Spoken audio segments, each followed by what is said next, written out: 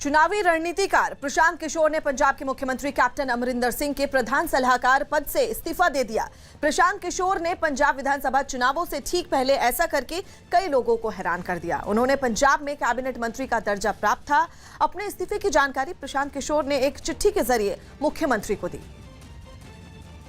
इसी साल 2 मार्च को पंजाब के मुख्यमंत्री कैप्टन अमरिंदर सिंह ने जब प्रशांत किशोर को अपना प्रधान सलाहकार नियुक्त किया था तो किसी को हैरानी नहीं हुई। पंजाब विधानसभा चुनाव की तैयारी के लिए अमरिंदर सिंह ने फैसला लिया था, लेकिन जब पंजाब विधानसभा चुनाव की आहट तेज हुई तो अचानक प्रशांत किशोर ने मुख्यमंत्री को चिट्ठी के जरिए इस्तीफा भेजकर हर किसी को हैरान कर दिया। प्रशांत किशोर ने चिट्ठी में लिखा कि जैसा कि आप जानते हैं, सार्वजनिक जीवन में सक्रिय भूमिका से अस्थायी अवकाश लेने के मेरे निर्णय के मद्देनजर मैं आपके प्रधान सलाहकार के रूप में जिम्मेदारियों को संभालने में सक्षम नहीं हूं।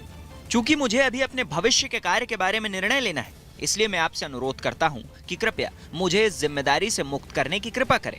इस पद के लिए मुझ पर विचार करने के लिए मैं आपको धन्यवाद देता हूं। प्रशांत किशोर की कंपनी आईपैक अब तक कई दलों के लिए सियासी समीकरण साधने का काम कर चुकी है, लेकिन बंगाल चुनाव के बाद प्रशांत किशोर ने साफ किया था कि अब लंबे वक्त तक उनका ये सब करने का इरादा नहीं है। प्रशांत किशोर ने 2017 के पंजाब विधानसभा चुनाव में भी कांग्रेस के प्रचार अभियान की कमान संभाली थी और पार्टी को बड़ी सफलता मिली थी, लेकिन पंजाब के मुख्यमंत्री के प्रधान सलाहकार का पद उन्होंने संभाला था कि नहीं, इसको लेकर अटकलें ही लगती रहीं।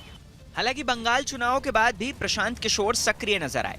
इस दौरान वो शरद पवार, ममता बनर्जी से लेकर राहुल गांधी तक कई नेताओं से मुलाकात कर चुके हैं। बीच में इस चर्चा ने भी जोर पकड़ा कि राहुल गांधी उन्हें कांग्रेस में शामिल कराने को लेकर गंभीर हैं और पार्टी के अंदर कई नेताओं से विचार कर रहे हैं। बताया गया कि राहुल गांधी ने 22 जुलाई को एक बैठक बुलाई थी।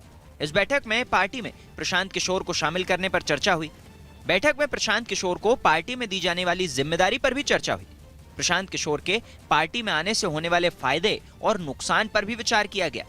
बताया गया कि ज्यादातर नेताओं ने माना कि प्रशांत किशोर के कांग्रेस में शामिल होने से पार्टी को फायदा होगा।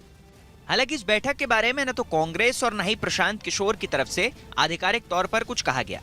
अब सवाल उठता है कि आखिर प्रशांत किशोर ने पंजाब चुनाव से ठीक पहले कैप्टन को ना क्यों कह दिया।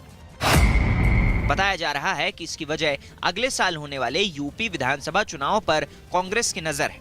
इसके अलावा 2024 लोकसभा चुनाव में जीत पर भी कांग्रेस का जोर है। बताया गया कि इन दोनों अहम चुनावों को ध्यान में रखकर प्रशांत किशोर को कांग्रेस में शामिल होने का प्रस्ताव दिया गया। प्रशांत किशोर यूपी विधानसभा चुनाव और 2024